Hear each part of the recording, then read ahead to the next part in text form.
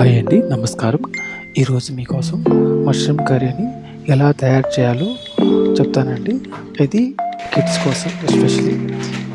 ఇందుకోసం 2 ఆనియన్స్ని, 3 టమోటాలని, 3 పచ్చిమిర్చిని తీసుకోవాలి. ఆనియన్స్ని సన్న సన్న పీసులుగా కట్ చేసుకోవాలి.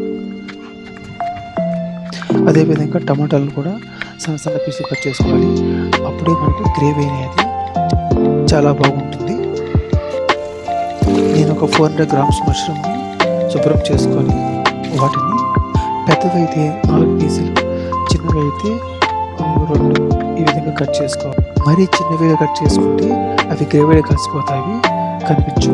సో కొంచెం పెద్దవిగానే కట్ చేసుకోవాలి. అప్పుడే కర్రీ మనకు బాగా వస్తుంది.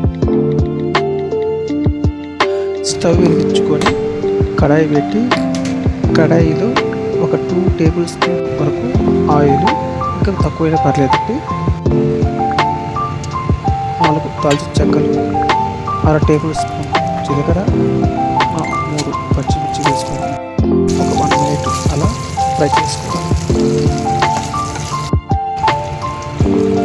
ఆనియన్స్ వేసి ఫ్రై చేసుకోవాలి. ఇది ఒక 2 మినిట్స్ పడుతుంది ఫ్రై చేసుకోవడానికి. ఇది మనకు గోల్డెన్ కలర్లో రావాలి, అప్పుడే మనకు గ్రేవీ అనేది బాగుంటుంది. ఇప్పుడు టమాటాలు వేసుకొని ఫ్రై చేసుకోవాలి. ఒక 2 to 3 మినిట్స్ ఫ్రై చేసుకోవాలి.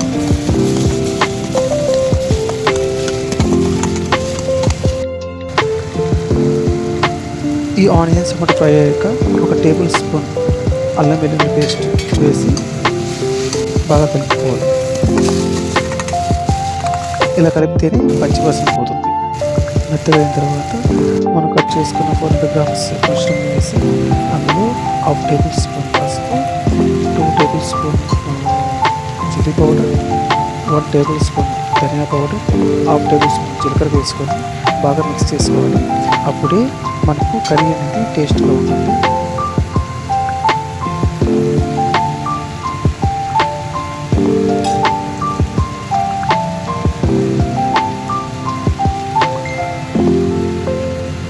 ఈ విధంగా మిక్స్ చేసుకున్న తర్వాత మనం ఒక 2 టీ గ్లాసెస్ వాటర్ వేసి కొంచెంసేపు ఒక 10 to 15 మినిట్స్ చేసుకోవాలి.